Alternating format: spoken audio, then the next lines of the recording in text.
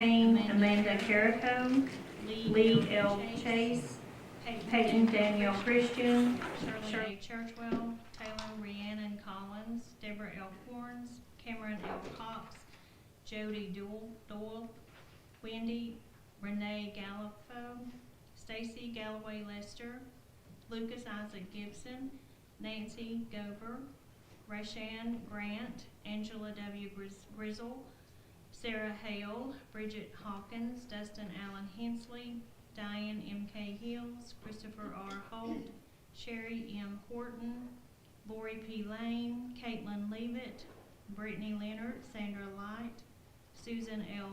Lloyd, Tanya McDavid, Heath A. Owens, Carson A. Perry, Lori A. Price, Amanda Nicole Sekeller, Abdallah Saleh, Beverly H. Sharrett, Melissa Sharito, Willie T. Short, Amanda Smith, Cassandra Noel Sullivan, John A. Taylor, Sarah E. Tester, Audrey Willis Turnage, Megan Bella, Robin Jordan Weddington, James Clyde Weddington, Amy Elizabeth Whiteman, Jane Wilkinson, Mary R. Wilson. You've heard the list. Are there any objections? Motion to approve. Motion to adopt by Commissioner Cole, second by Commissioner Gardner. Commissioner Harvey, you're recognized. I'm not sure that this matters or not, but Lucas Isaac Gibson, is that spelled correctly? Does that matter?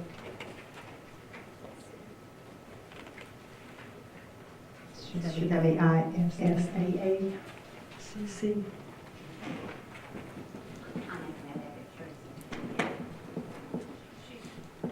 Normally, the notaries that apply online, we have a very few that actually fill out paper applications, but we'll look at it. Okay, thank you. Any further questions? Seeing none, you appear ready to vote. The board open, cast your vote on the approval of the applicants for notary public.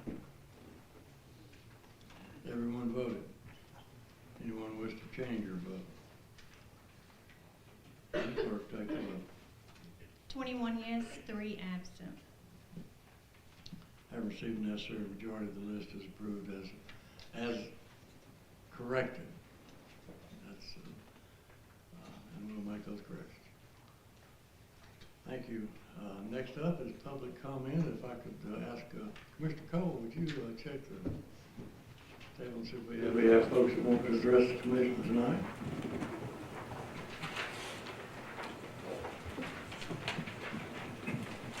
It's a good thing, fun.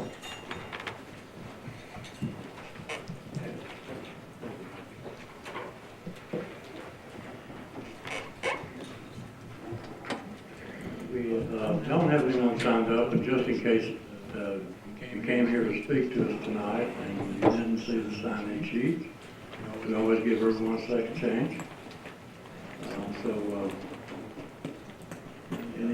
Anyone wish to address the commission for any items of your choice?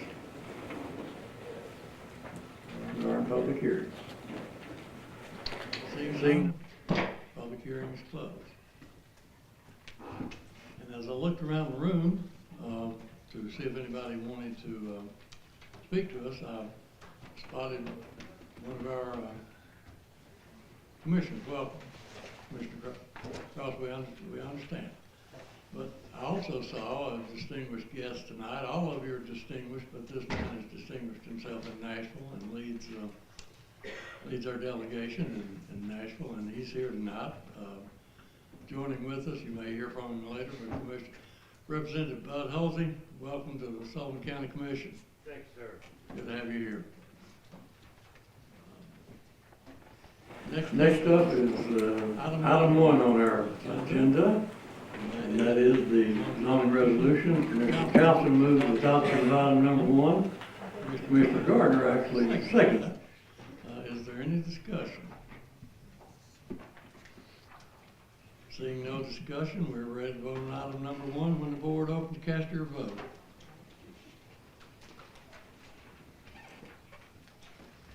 Everyone voted.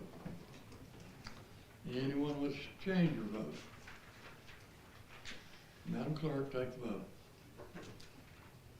22 yes, 2 absent. I received the necessary majority. Item number 1 is adopted, and we will now go into our planning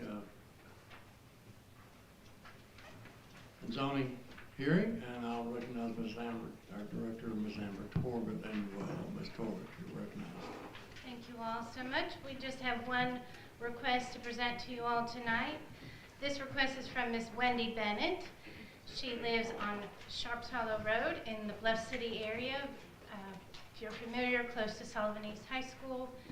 That community, her request is to rezone her property from R1, which is low density single family residential, to A1, which is general agricultural.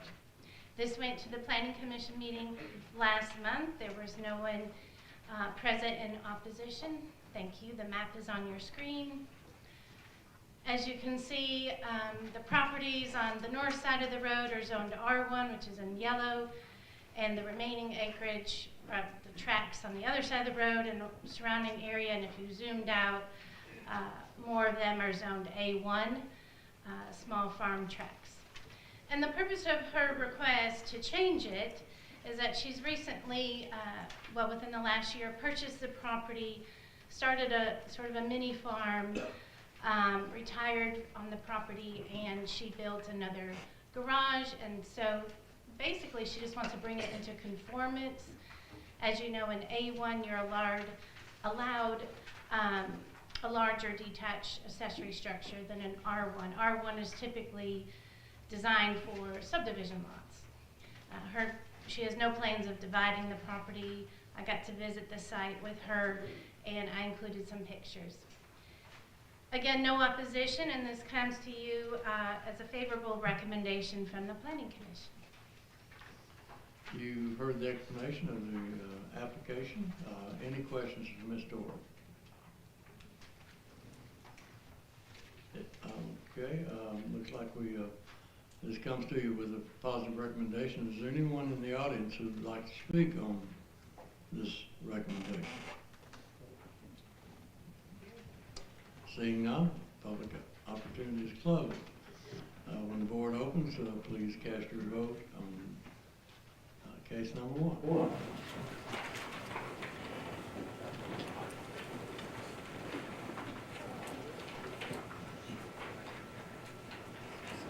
Has everyone voted?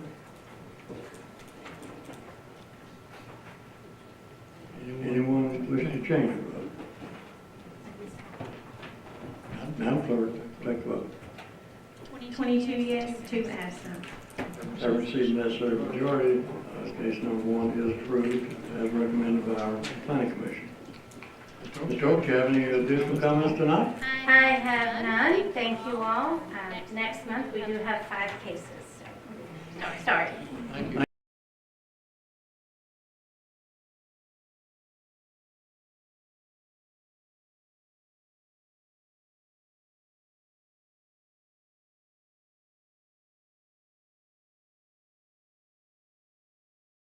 I want to thank you for sitting in on the work session. It seems that the commission did good work, in my estimate. Thank leadership.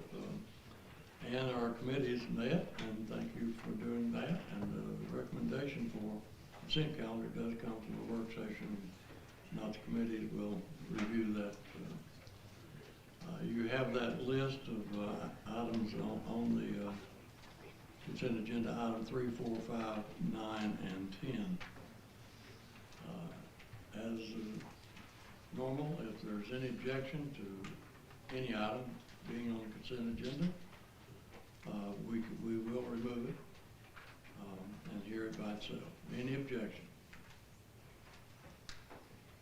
Seeing none, from the board open to cast your vote requires a unanimous vote for the consent agenda.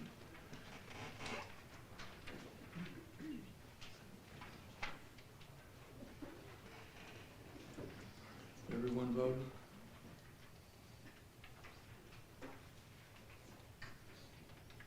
Does anyone wish to change a vote?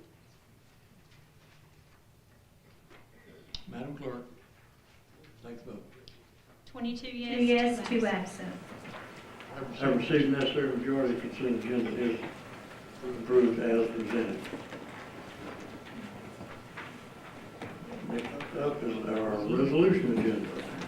Again, I want to thank the commission for doing your work in committees this month and also in work session next month.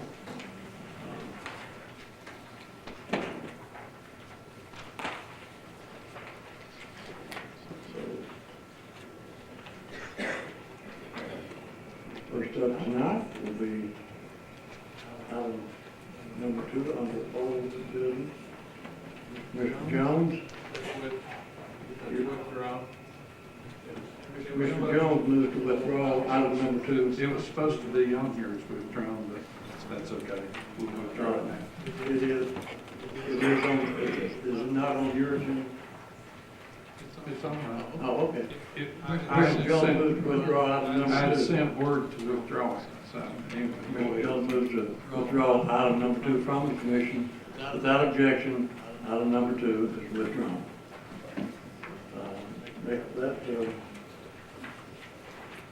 completes our old business. So under new business. Number 3.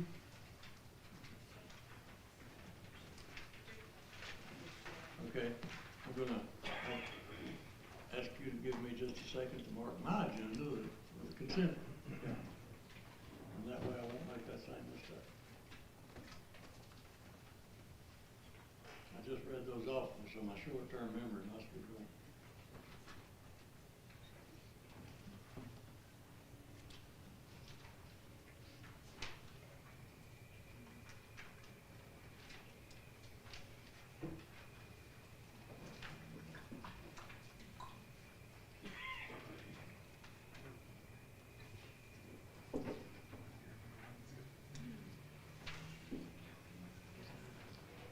Okay, normally it would be item number 6, sponsored by Commissioner Horn. I believe you wanted to withdraw that, Commissioner Horn, so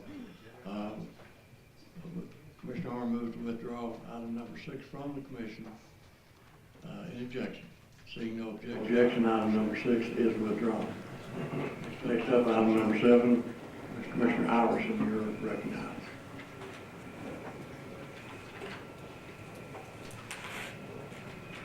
This item is just to get Sullivan County designated as broadband ready. As we discussed at the work session, this is the next step as far as the state representative came to us and told us that this helps broadband providers get 10 points extra for them to expand in the county.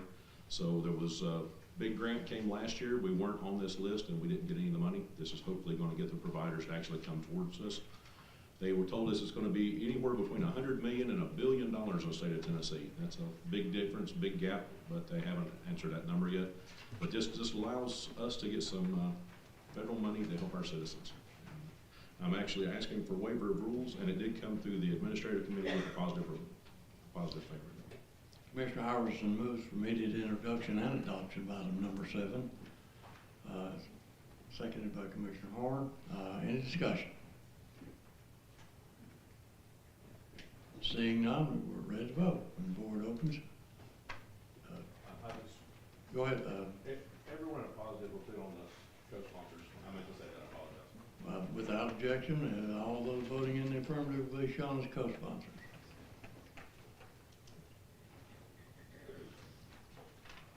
Everyone voting.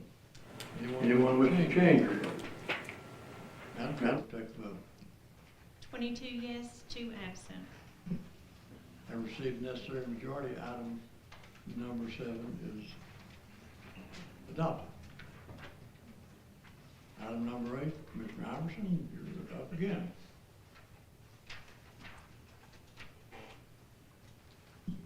Item number 8 came to us with the sheriff's office having some opportunity to get a tremendous discount, and they have to get an intent to purchase software needed by December 31st. So that's why we're asking for waiver of rules.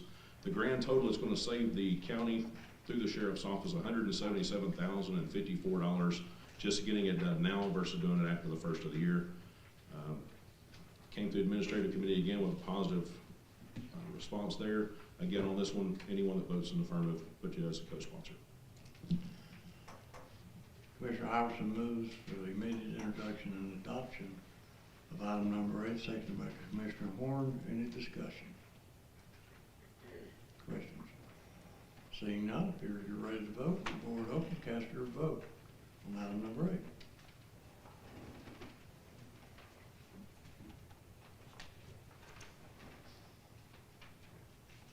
Anyone wish to change your vote? Madam Clerk, take the vote.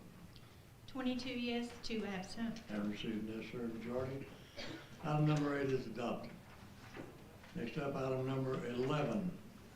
Commissioner King, you're recognized on item number 11.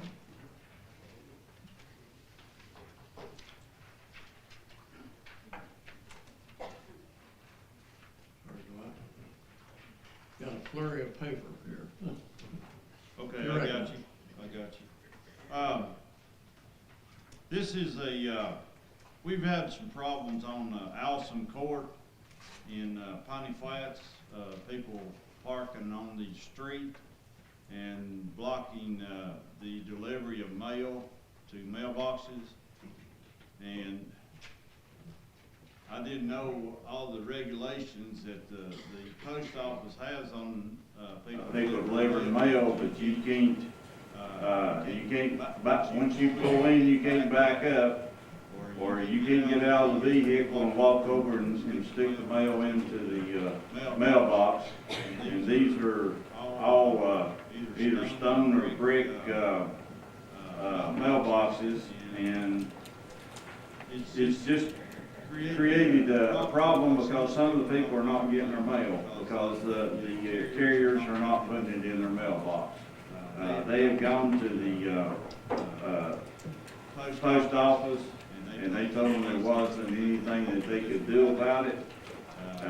And they told us, when we talked to them, that we probably need to go to our highway commissioner and put some signs up, and that'll give us some bites, something that says that, you know, you're not supposed to park. Also, we've had problems with the school buses turning on, it's on a cul-de-sac, the biggest one that we're having problems. It's on a cul-de-sac, and there's about 4 or 5 people's driveways comes off that cul-de-sac, and once you put a car or something, you're blocking also the school bus from coming around, and they have to stop and back up 2 or 3 times to get around. So what we're doing is just putting some no parking signs out there to try to help alleviate this problem. And I hope that people will, park their cars on their own lot and get off where the carriers and the school buses can get in and get out. So I ask for a positive vote on it. So this is on first reading. Do you want to waive the rule, Let's do waiver the rules, because we need to get this problem fixed. 16 votes passes. And I did, and I'm not blaming John or nothing, but I did have this in his hands, and it went through committee, so if it wasn't a last minute deal, it did go through the committee. So. Okay, thank you. Commissioner King moves for the immediate introduction and adoption of item number 11, seconded by Commissioner Glover. We have a few people that have questions. Mr. King, Commissioner Calvin, you're recognized. Thank you, Mayor. Commissioner King, who's going to enforce this no parking sign? Hopefully the sheriff's department will do this. Well, I had a similar situation in the district that I represent. And the people called the sheriff's department so much till they finally had to tell them that they couldn't keep coming and getting people not to park. And so some still park there, although 2 signs was put up. Well, and My only comment. I hope the people that's actually parking on the pavement in the road will have enough, respect, I guess would be the best thing, to park their car somewhere else, and where, especially to the post, you know, the carriers for the post office can get the mail in their boxes. So hopefully this will help solve it. If not, then we'll go to another step. Okay, thank you.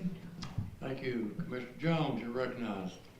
I've always wondered about this, no parking, and I've asked for them in the past, but is there a fine for this? How does it, you know, other than going out there and saying, you know, there's no parking, you can't park here?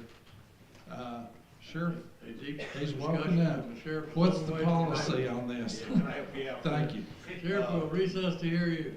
Yeah, like I think Sam was just talking about, or Darlene, it is hard to enforce because parking violations that meet TCA criteria for where we can issue a citation, we can't, if you can't get in emergency trucks like fire trucks, EMS, response vehicles, like the access areas, or it's causing a traffic hazard. So what we would do on this, if we was called out, we would nicely ask the people, hey, could you move your vehicle because it's blocking the job of the postal service and stuff like that. But hard citation to enforce, it really is, unless it meets those two criteria. Anybody have any questions for Sheriff West up there? Sheriff, I appreciate your coming forward because Yes, sir. the question in my mind also. Thank you, Mayor. You cleared it up for me. Yes, sir. Hold on, Sheriff. I got a question. So, if you go out and we've already heard it's blocking the mail and it's blocking the school buses, would it not be understood that if it's an emergency vehicle, they would be blocked also, and then you can write a citation? Or do you have to wait till there's an incident? We can tell it in that instance, once it's deemed where it's blocking the access or entrance from an emergency vehicle. Or it's causing a safety hazard, we can tow them from that, at the expense to the owner. Maybe that's something we need to do if you up and get the word out that, you know, if you're gonna violate these things, you're gonna be towed. I mean. Sometimes it acts as a good deterrent, though, those signs do, they really do. Yeah, okay, thank you. Thanks, Sam. Thank you. 99% of our people follow along. Mr. Glover. Thank you, Mr. Chairman. Also, the reason why it's very important to pass this resolution to enforce it is those folks in the immediate area, while their medicine is delivered to them by mail. And some of the folks that live in those particular houses that were complaining haven't been getting their medicine. So that's very, very important that we pass this to, and I also take it a step further to, like the sheriff said, they need to be known if they park there, these folks keep getting their medication, and in my opinion, that's very important. I think most folks that lived there was looking for their medication for 30 days and didn't get it and started calling and complaining, and it was tried to be delivered, and then the mail carrier took it back and sent it back. So that's the reason why it's very important to get this passed. Thanks. Thank you, Mr. Glover. Commissioner Blackberry, you're recognized. Well, I guess my question is more whether or not we can add some type of fine to this, because it really does seem like it doesn't have any teeth. Only in exceptional circumstances can the sheriff really do anything. If we do add a fine, I mean, it'd be much, in my opinion, it'd be much like some of the building regulations. When they're in violation, we add a fine to that. And I don't think it would rise to a criminal level, but it would be a violation of the county ordinance, and maybe the county attorney would have to prosecute that. Sure. Right. Yeah, he's right. Joe's right on that, Mayor.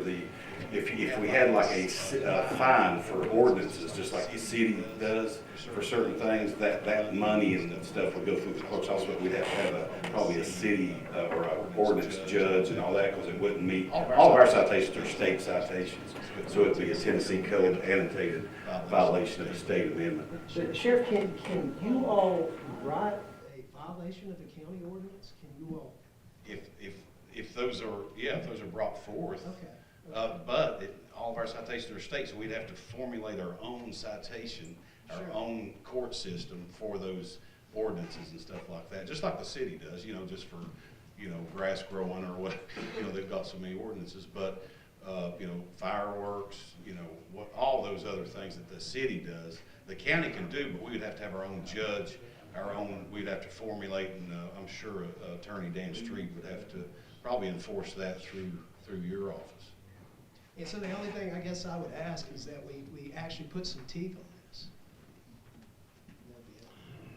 And there's several brought up over the last 15 years that I can remember that really make good sense to, not only just do the no parking, but maybe other ordinances that we can enforce, like you said. And you start getting in people's wallets and they start abiding by the rules. But we do have hundreds of them over the entire county, so, and I think this may be a good subject to take up during work session, quite honestly, that we can have the sheriff and Attorney Street take us through that. The sheriff mentioned you had to have your own court system, the whole thing. I wondered if we could have them towed away. So there's a lot of questions that we could maybe answer in have 30-minute discussion during the work session, Sheriff. Anything I can do to help? Thank you, I'll invite you back for that. Okay, thank you, Commissioner McMurray. Commissioner Iverson, you're right. Just the question I would have is, since we're under the normal the normal county, don't we have to be a charter county before we can actually have our own ordinances? Doesn't that change us into a way we can actually have like city ordinances? Where do we have to change our status first? You need to look just to my right, two people. Dan, could you address that? We can pass, what we all consider ordinances. Generally, they're not called ordinances, but and we would prosecute them in general sessions court. My office would prosecute them. I know that we passed a resolution many years ago, and I need to look and see if it was limited only to zoning, but we set the fines and penalties for violation of that ordinance. But it's possible that it could be broader than that. We would need to establish a fine if that previous resolution setting fines would not cover this. But we can prosecute it in general sessions court. Generally speaking, the sheriff's office cannot issue citations. That's the problem with counties adopting what we all might consider to be ordinances. The sheriff's department can't do that for the county. They can't issue citations. So what we have to do is we have to file suit, much like we would file suit for a debt.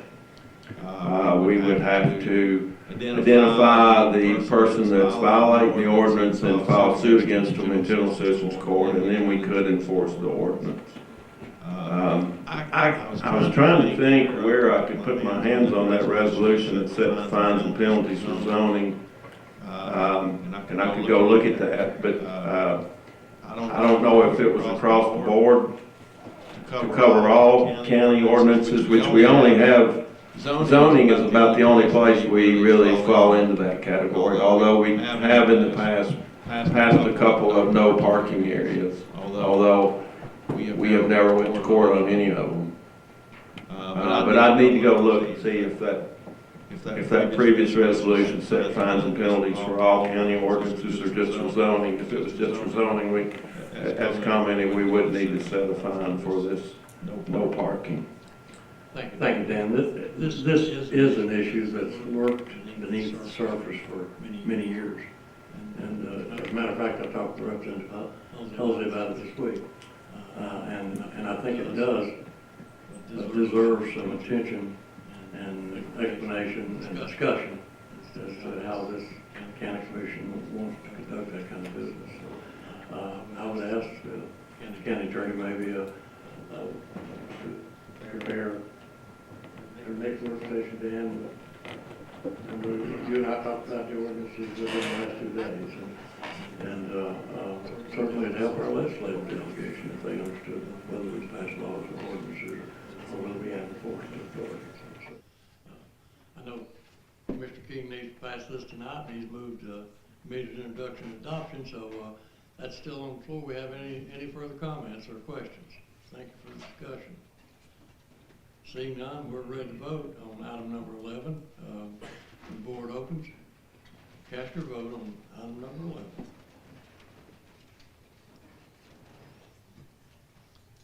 Everyone voted. Anyone wish to change your vote? Madam Clerk, take the vote. 22 yes, 2 absent. I received necessary majority. Item number 11 is adopted. Next up, item number 12. Commissioner Cole, you're recognized on item number 12.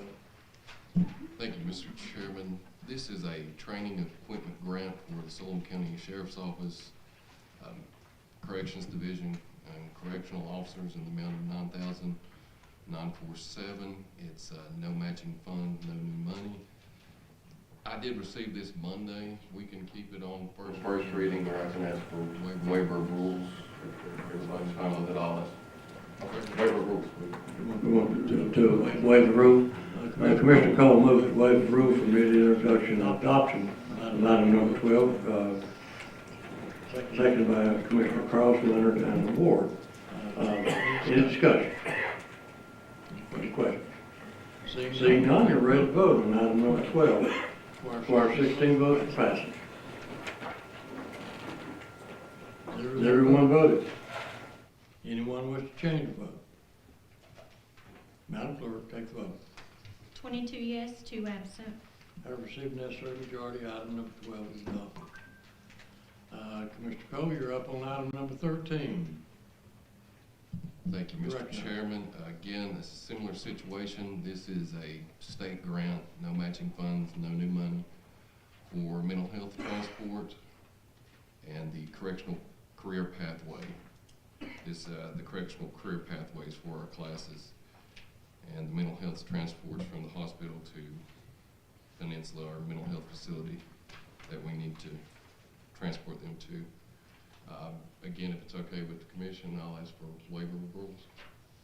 Commissioner Cole moves to waive the rule for the immediate introduction and adoption of item 13, seconded by Commissioner Cross, Leonard, and Ward. Any discussion? Seeing none, we're ready to vote. When the board opens, cast your vote on item 13.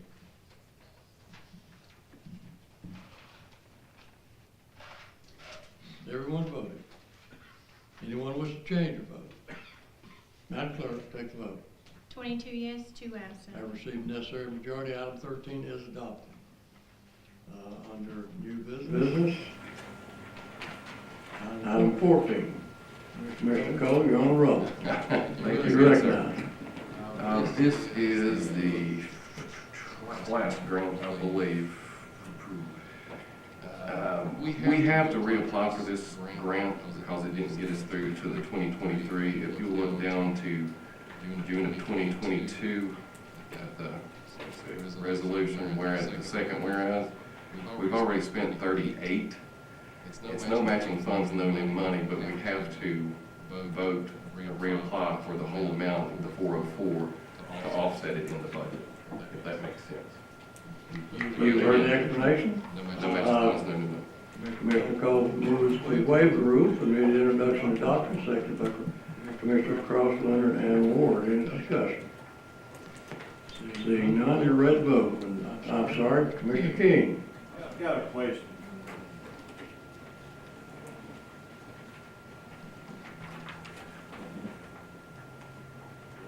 I can't get your mic on.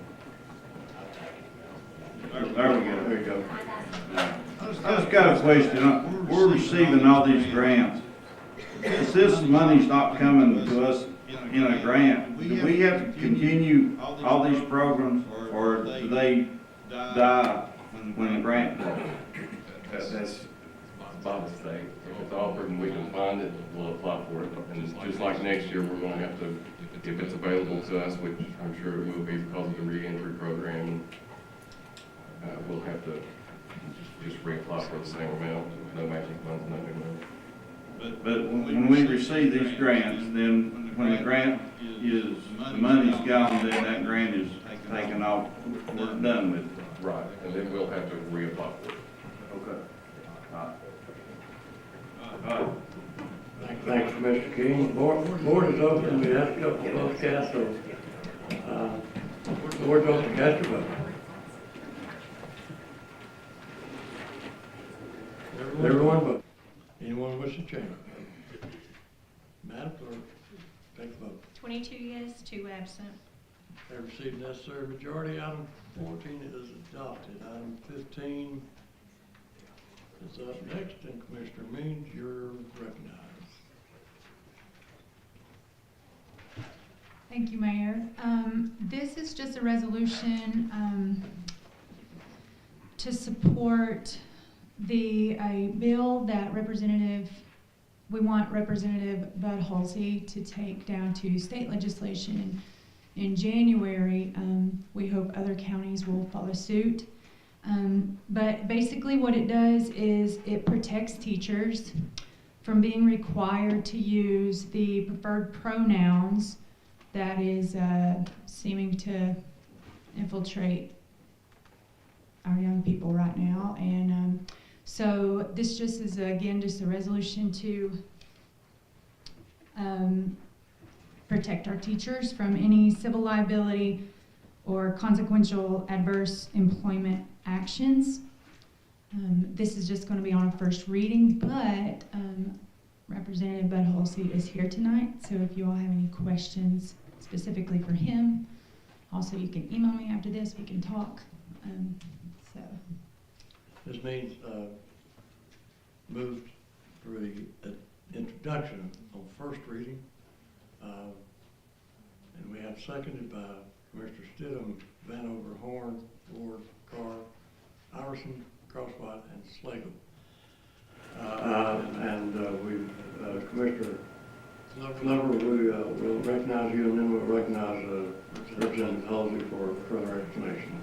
Commissioner Glover, you're recognized. Thank you, Mayor. It's questions for Representative Halsey, if he would come up. I'd like to ask him a question. We'll get up and grilling.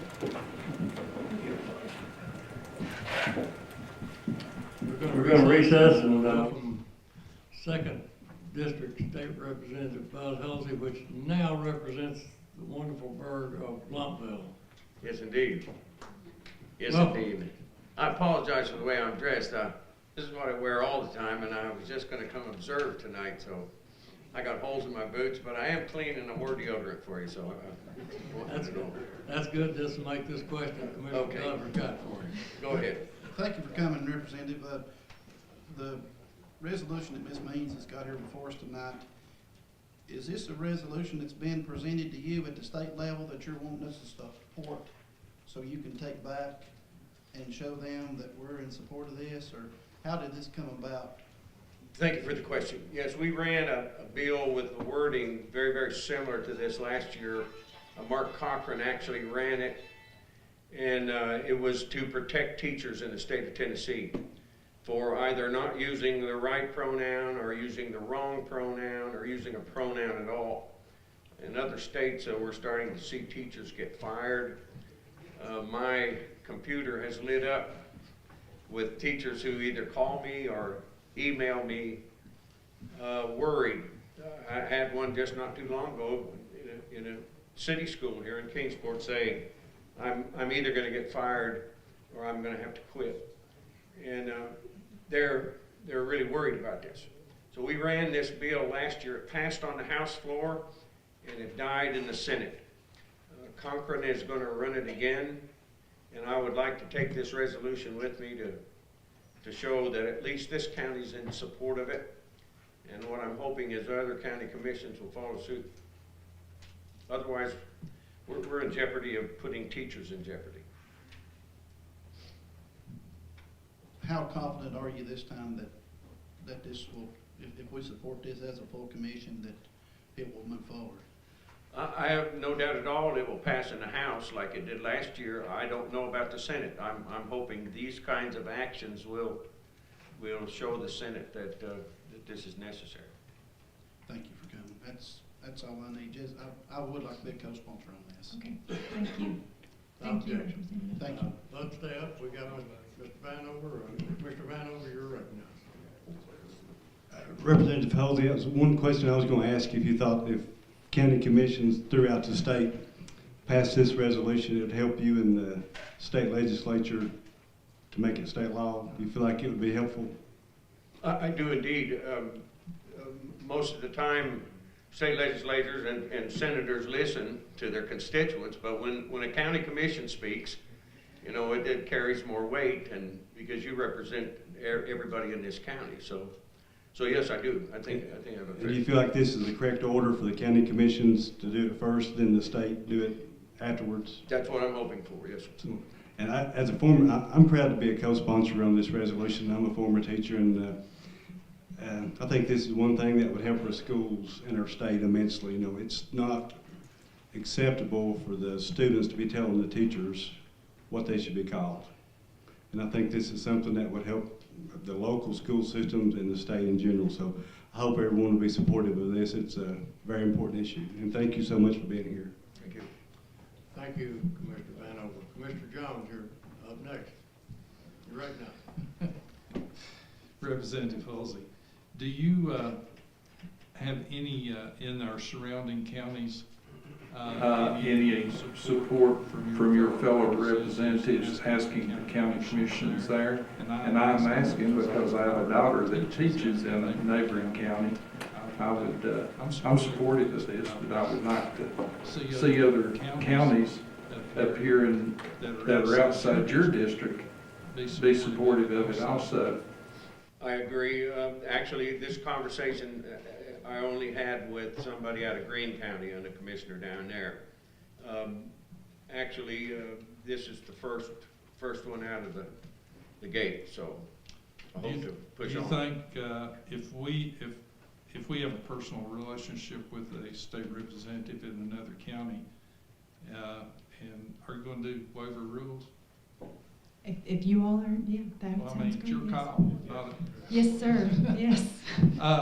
If go ahead and do this, then I'm willing to call some other representatives in surrounding counties that I'm familiar with, and let them know we passed it here. Yes. Would they support it, taking it to their county commission and getting sponsorship? Indeed, I think that's a good strategic move. All right. All right, thank you. Next down, Professor Cross, our resident teacher. Thanks, sir. You're recognized. I was just going to ask if I may be added as a co-sponsor. Yes, sir. Thank you. Yes. Anybody in favor, anybody in favor of this can be added as a co-sponsor? Thank you, ma'am. Okay, we got one more, Commissioner Key. Thank you, Mayor. I just wanted to ask. Hey, Bud, good to come back. I just came to observe tonight, I really did. Did I dismiss you?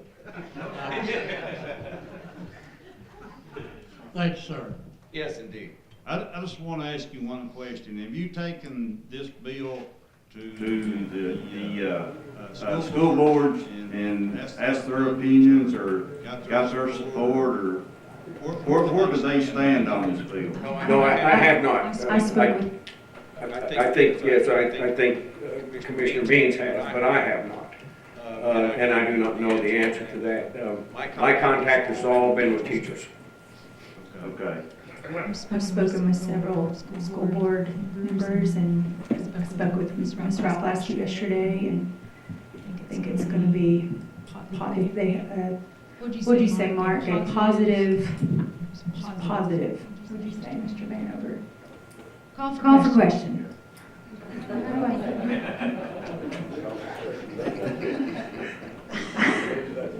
Don't pay attention, man. You get in trouble. Okay, I think about to lose That's what I'm saying. Are they supportive of this to make it a state law? I guess is what I'm asking. I do not know the answer to that. I have not talked to the school board. Actually, I talked to one individual on the school board, but I do not have a flavor for how the whole board thinks about it. Okay. That's not where I started. I started with teachers, and we'd already run this bill last year, like I said. Okay. So am I allowed to call for the question? Commissioner King, you.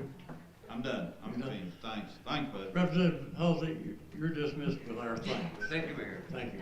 Thank you very much. Okay, call for Question? Commissioner Means, you won't even need to do that. Commissioner Means moves. to suspend the rule, or waive the rule, for the immediate introduction and adoption, item 15, seconded by, we'll get this on the road, seconded by all those voting in the affirmative. So, any further questions? For our 16 votes to pass. Board open to cast your vote on item 15.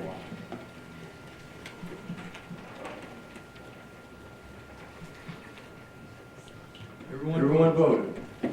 Anyone wish to change the vote? Madam Clerk, take the vote.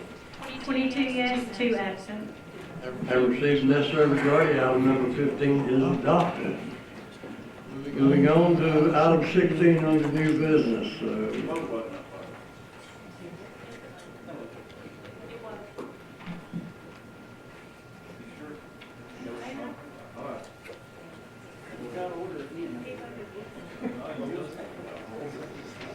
I at random just turned off voting machines. Like that last week, too, Mayor. Item 16, Commissioner Cole, I believe you're up and recognized again.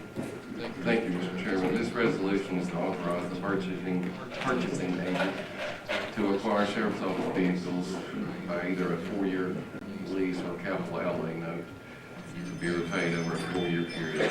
It's going to be $1,550,000. We're in need of 28 new vehicles. It is covered. I do believe we have this in our budget, and I'm asking for first reading and to take this to the committees. We have on the resolution to waive the rule. I thought I'd be bombarded with questions like this. We do it on first reading, Michael. It's not a problem. First reading. Waiver rule.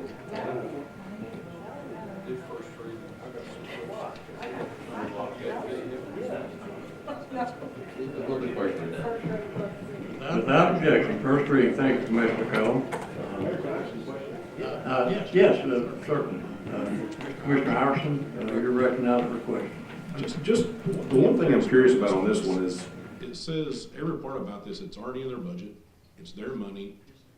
So why are we having to vote? If it's already in their budget and it's already itemized, I don't understand why it's even coming to us. I mean, a group should be able to spend their own budget, especially if it's already in there. Is this money in a different line that's being moved, or why are we even discussing it? I believe Mr. Bailey can answer that, and Mr. Bailey. State law requires it be approved by the county commission. Previously, you wouldn't see this until the actual lease was entered into, we go to lease. Now it's required that it be presented to the comptroller's office and be reviewed before actually it's approved. So this is giving you warning. This is coming to you at some point here. And quite frankly, I hadn't had a chance lately to talk to the sheriff about it, but I knew 2 months ago he was in a hurry to get it done. And this process is a little different this year than it's ever been before. So I took it upon myself to try to get it written. The purchasing agent is not really available for working this week, so I did write it up. And that waiver of the rules was inadvertently left from a resolution I was typing from. I didn't realize that until somebody told me a while ago that it was there. And so anyway, it's good that you know that it's there more than anything else, and maybe coming back toward what they tell us in Nashville. So, but you do have to approve it sooner or later. Okay, thank you, Larry. First, item 16 for the Commissioner on first reading.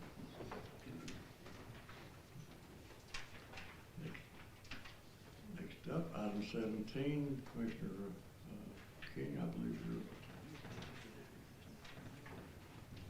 sponsor on item 17 on first reading. First reading. Without objection, first reading. Item number 17. Next up, item 18. Mr. King, you're recognized on item 18. First reading.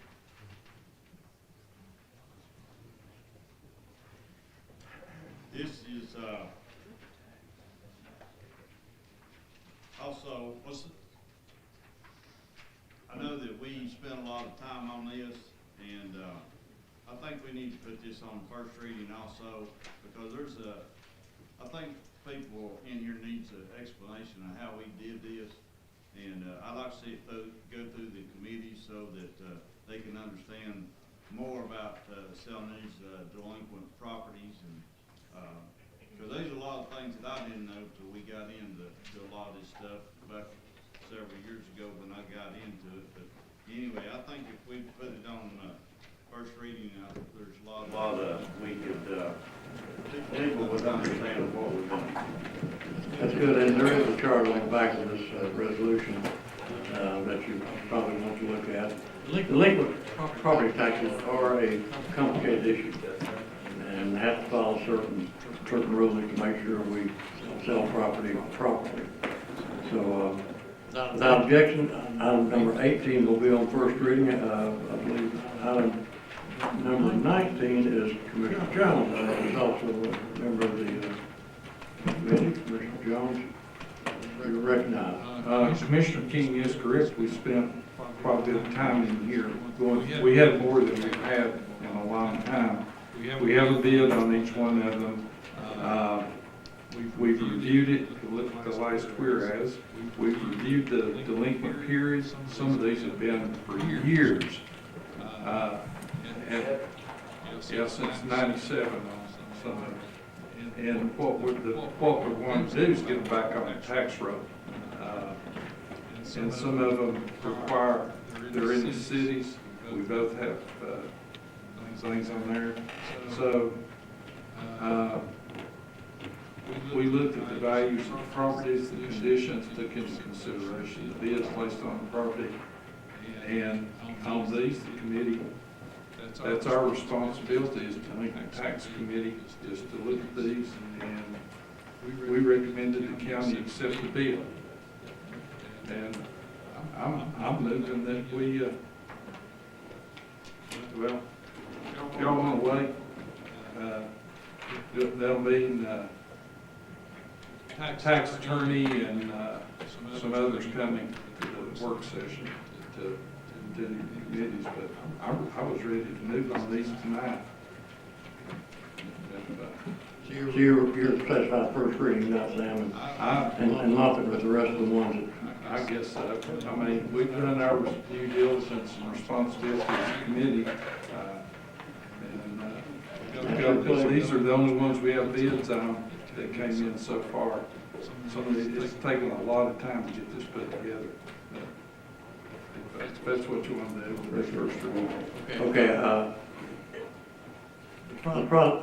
before we go on to item number 20, which is also sponsored by Commissioner King, let me say just how this starts. There is a listing in my office of properties that are available because of delinquent taxes, and it's been through Chancery, it's been through the Clerk of Master's office, been through a sale.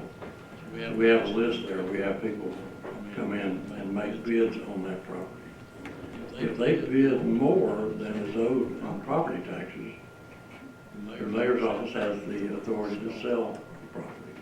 If they bid, the ones you will see is the ones they bid less on than what property taxes are. So that's, and it gets a little complicated. We had, I believe, 21 pieces of property before the delinquent tax committee, and it is a lot to digest, and I agree with on item number 20 here. I'll recognize you on item number 20, but you'll see 11 pieces on one. So, Dwight, you're recognized on item number 20. I'll ask you to push it up.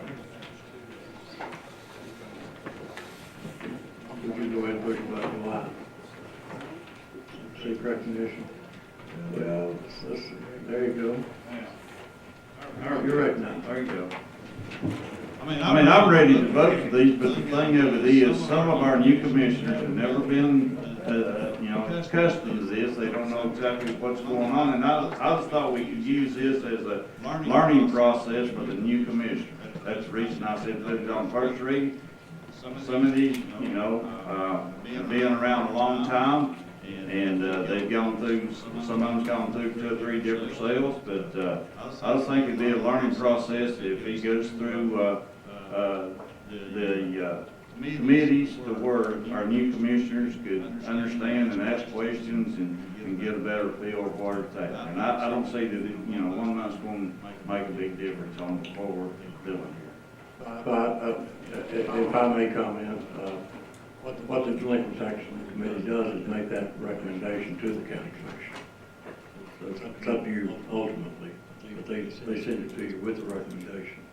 If they don't recommend it, we won't bring it here. So I agree with Commissioner Jones and Commissioner King that this is a good opportunity for all of us to review what we do and how we do it. We have made some changes based on the new clerk and master we have. For example, the former delinquent tax attorney never put delinquent tax property owned by the county, never filed a deed on it. And I won't give you all his thinking, but his thinking was you get a cleaner deed if you know it wasn't, it's not apparent that it was taken by the county for delinquent taxes.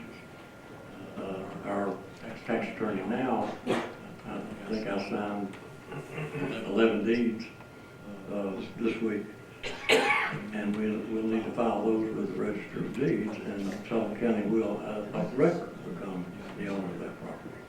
We actually own it, but if we don't file the deed, it doesn't go on the record. So, and there's a lot of explanations like that I'd like for you all to hear, not just the new commissioners, but the old commissioners, because we have some new rules we're operating on. Without objection, item number 20 is passed on first reading. That completes our business agenda, resolution agenda. I've got Dan here, and then I'll recognize Mr. Iverson. Dan? I was just curious on resolution number 20, is that our tax attorney Stephanie Epperson that's buying that parcel? No, I think 19 is she's buying the property. 20. Okay, I'm sorry, you're right. Yeah, Ms. Epperson called me and asked me if, as delinquent tax attorney, that she could bid on property. It is there in the office for bid. So my thought was, and I advised her that I didn't think she gave up her rights when she became the delinquent tax, was appointed delinquent tax attorney for by Ms. Harrell several years ago.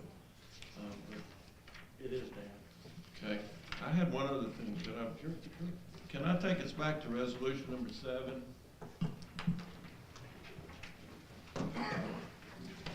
Gonna have to do. Mr. Chairman, just out of an abundance of caution, that resolution specifically states that the guidelines for designation must include a requirement That the political subdivision has adopted an efficient and streamlined ordinance or policy for reviewing applications and issuing permits. And then it goes on down at the bottom to say Sullivan County, Tennessee has adopted an efficient and streamlined policy for reviewing applications and issuing permits. C, established procedures to allow all forms, applications, and documentation related to a project be reviewed and either approved or denied within 30 business days after the application is submitted, and to allow the project to be filed or submitted and signed by electronic means where possible. I mean, that's conditions to establish yourself as a broadband ready community, and I don't know that that's true. I don't think we have procedures in place to do that. I can answer that if you'd like. Commissioner Iverson requested recognition. Commissioner Iverson, you're right. The process that they had laid out, that came through the state broadband director. And this body basically comes forward and says, we want to approve this. And then the mayor's office, at that point, there's another form that they'll follow and set things up. But then that form has to go on to the state to become broadband ready. So what this is doing is this group is saying, yes, we want the mayor's office to do it. The mayor at that point sends it on into them to get on that list. And there are qualifications and criteria on that list that you'll send from your office that covers all of these points. So this is just cut and paste from the state website for our portion, and there's another one for the mayor's office portion also. We'll research that. We've passed that. If it's out of order, we can go back and do it. But we're in the process at least. And I want to thank Commissioner Iverson. We were in Nashville and I saw a broadband meeting on the schedule, and I couldn't be there, and I asked Commissioner Iverson in his role as a member of the school board, because I talked with our director of schools, and she told me those pockets that kids can't do their homework, and they've had to buy hotspots for them. And so Mark was kind enough to go to that meeting and kind of got the ball rolling and got their attention. And first thing he saw was a map that said Sullivan County was covered in broadband everywhere. And he knew that wasn't true. So he went to him and said, that's not true. Come up and talk to us about your map. So he has my thanks for doing that and getting the ball rolling. And I think all of you have people in the district that are, and I will tell you today, I got a call from the lobbyist for Spectrum because I mentioned monopolies and things like that. And two people that had paid anywhere from $35,000 to get internet service. So it did get their attention. So I guess I'll be talking to him tomorrow. And he is an old friend of mine. He was a lobbyist for Spectrum when they were in a different country. So, but anyway, we do have a ball rolling on that. We'll keep you apprised of that. I'll get Dan, Mark, and we'll make sure that we get things not got the car before we start. Anyway, Mr. Iverson, I have you again. Yes, but if you want to go first, that's fine. I just have something next to it. I want to find out how we can actually, as a group, because the thing that kind of bothers me is that our work session, we had 10 items on our agenda. And then this morning at 11 or 12 o'clock, they sent us an item that had 16 items on our agenda. And then we walk through the door and there's 20 items on our agenda. So I would like somehow, and I'd like guidance on how to do this, but this group should have a deadline, should have a drop dead date or time, and it shouldn't be when the gavel hits. It should be at some point we say, no more resolutions come to us after this time. So how do we go about that? Because I think it causes a lot of frustration, at least on my part. But I mean, you walk through the door and you find out there's a lot of things you've never seen before. If I can speak to that, Mr. Hayes, is that on your comments on that subject? Okay, let's recognize you there. You're recognized, David. Thank you, Chairman. We talked about it the other day, and we were advised that there was already something on the books. Is that right, Dan? We just don't enforce it? Previous county commissions have passed resolutions to address this very issue, and it starts off with good intentions, but with all due respect to you and your job, you have other things to do, and it seems like they say lawyers wouldn't know when to get stuff done if there wasn't a deadline. I mean, previous commissions have tried this and they end up just abandoning it because it's asking too much of you.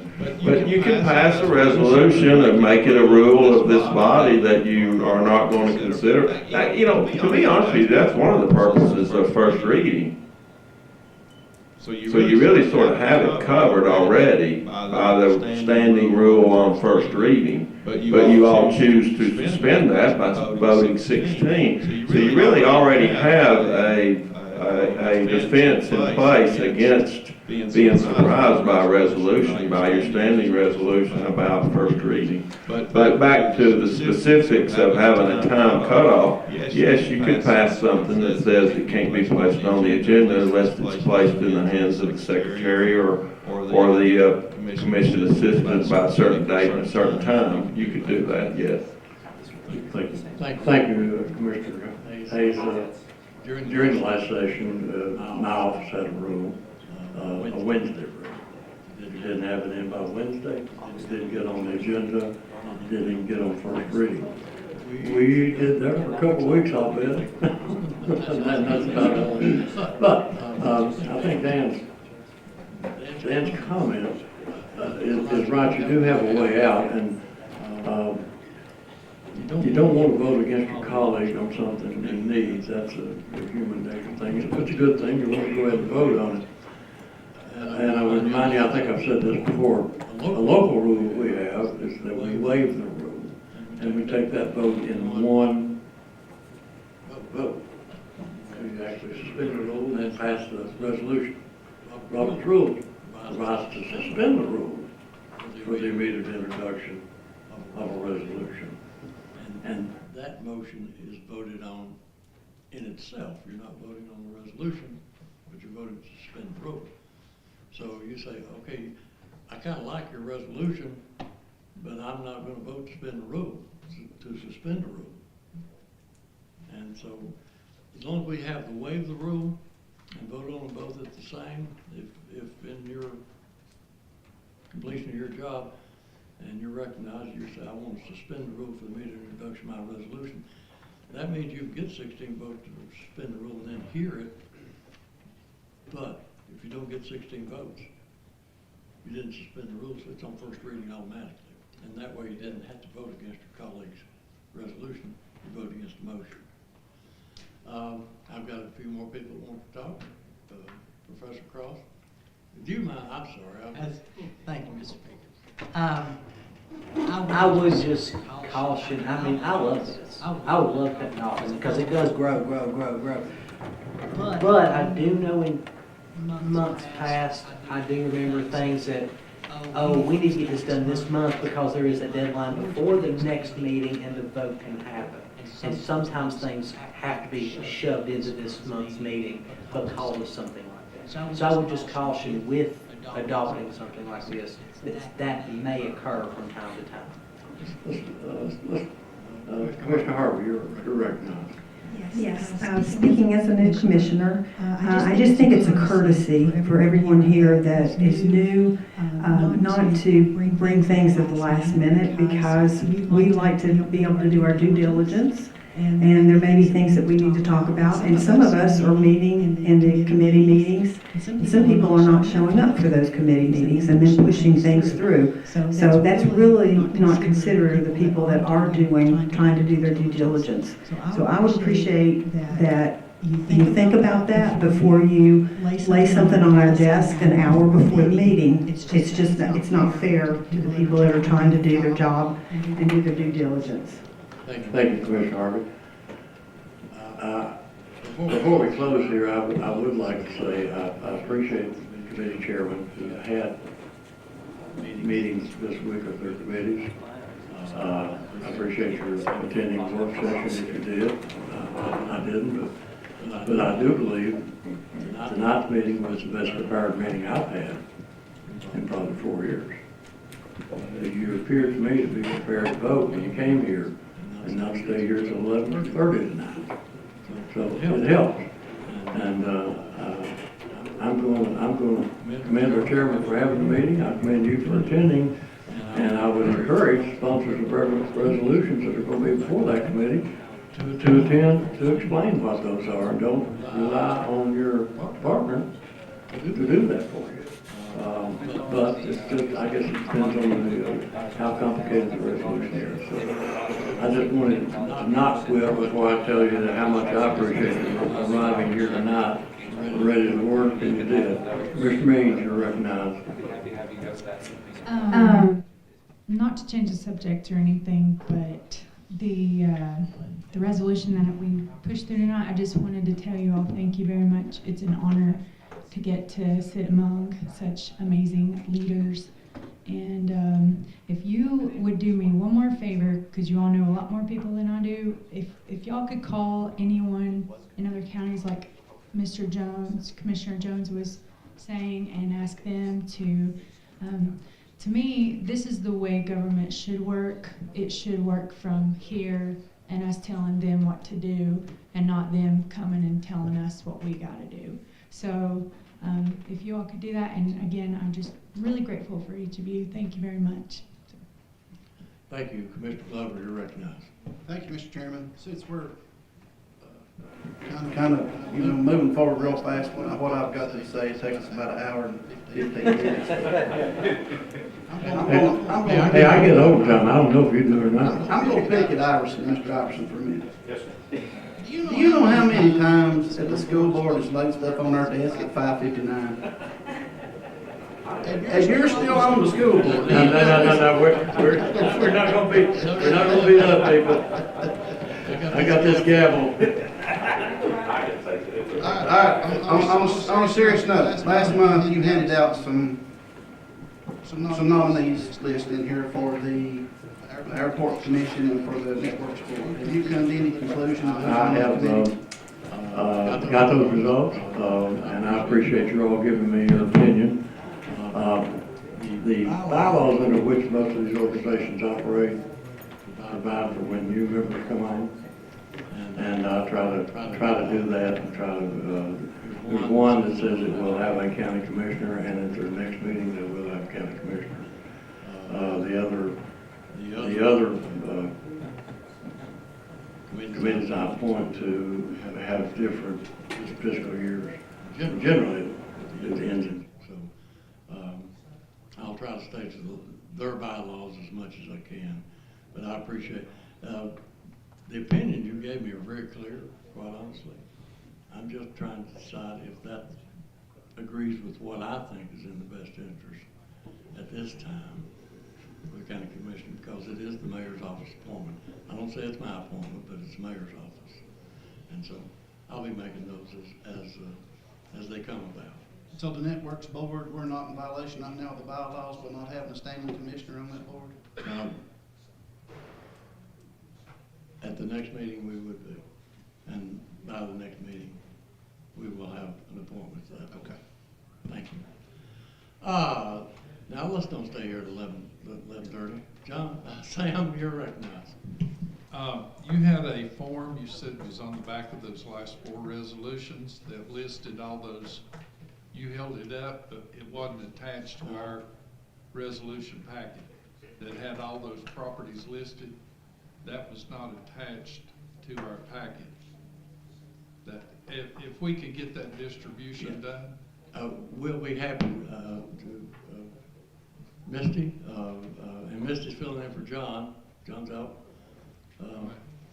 ill, but you're aware of that sheet. We'll get that to you.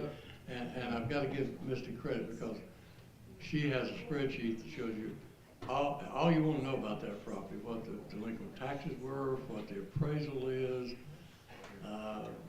everything. So we will email that particular spreadsheet to all of you. It's good information that you need to have. We have a $50 bid on an $8,000 tax bill. Well, it hadn't been on tax bill for 15 years, so we've lost that money. So we're going to lose it. So your delinquent tax committee considers all this, but we'll get that to you, Sam. Thank you. I thought we got it attached, but we're still working through getting the commission work in John's office, and for Misty to be out backing him up. Okay, I've got one more. Mr. Vanover, you're recognized. Last word, I hope, but I put on everyone's desk an invitation to our Farm Bureau Legislative Dinner. That's the Wednesday before our next commission meeting, so I wanted to make sure everyone got that. I think it's a special opportunity when all of our legislators are together in one room. We'll have federal, state, and even county commissioners all together in one room. So if you've got a question or an issue about anything in our state or federal government, that's the time to network and get those worked out. So hope you can make it. Again, December 14th, 6 o'clock at the Ag Center. So hope you can come. Thank you, Zane. What? Yes, sir. Friday night and Saturday night. Bull riding at the arena. Also, mutton busting. If nobody's ever seen that, you need to come and watch the small children that get out and ride the sheep. So it's, and you got to come and see their duds. I mean, they come in there with the girls with their little pink cowboy hats and pink boots. Bill, but, you know, there's several buckles, they have to have that. And, of course, the boys have got the chaps on, and, you know, got you're the talking about the vests girls. on, Oh, okay. all this stuff, and the boots, so it's a big deal. And, but we have fun, and, that's how we support our ag center and how we pay for our lights and water and everything through our concessions. We've got a good concession stand that we sell stuff out of, so, usually we'll have anywhere from 800 to 1,200 people a night, so it's a pretty big deal. So if you've never been, bring your kids, come on out, if they want to ride, they can ride too. Thank you. Motion to adjourn. So moved. Second. Second.